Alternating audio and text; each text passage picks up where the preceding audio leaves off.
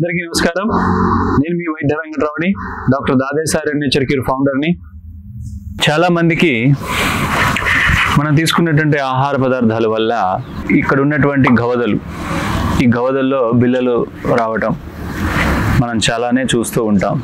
అది వచ్చినప్పుడు నొప్పి, జ్వరం, బాగా ఇబ్బంది పడుతూ ఉంటారు పెద్దవాళ్ళు కానీ చిన్నవాళ్ళు కానీ. వాటికి యాంటీబయాటిక్స్ అని కొన్ని రకాలైనటువంటి ఔషధాలు వాడుకుంటూ ఉంటారు.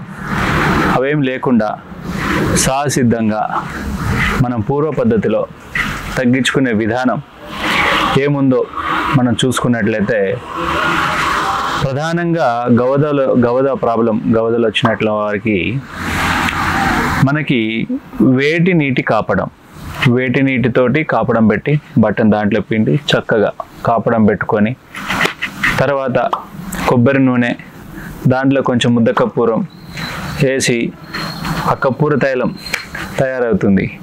ఆ కర్పూర తైలాన్ని ఆ వాపులు నొప్పులున్న భాగంలో కనుక రాసుకున్నట్లయితే చక్కగా నొప్పి, వాపు, జ్వరాలు, ఈ సమస్యలు, థ్రోట్ ఇన్ఫెక్షన్ లాంటివి కూడా తగ్గిపోయి చక్కటి ఉపశమనం లభిస్తుంది.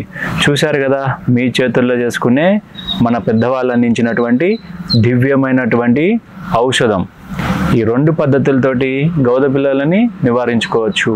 అధికంగా ఇబ్బంది పెడుతున్నట్లయితే మన సముద్రపు లవణం ఏదైతే ఉప్పు ఉందో, కల్లుప్పు అని పిలువబడుతుంది, ఆ కల్లు ఉప్పు నీళ్ళల్లో వేసి నీళ్ళని బాగా కరిగినాక ఆ నీళ్ళని నోట్లో వేసుకొని పుక్కిలించి ఊసినా కూడా ఈ గవద పిల్లల సమస్య తగ్గుతుంది.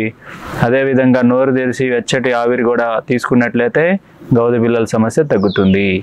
చక్కగా ఎక్కడ పరిగెత్తకుండా మీ ఇంట్లోనే కూర్చొని ఈ ఆయుర్వేదాన్ని, అమృతాన్ని వాడుకొని చక్కగా ఉపశమనం పొందుతారని ఆశిస్తున్నాం. నమస్కారం.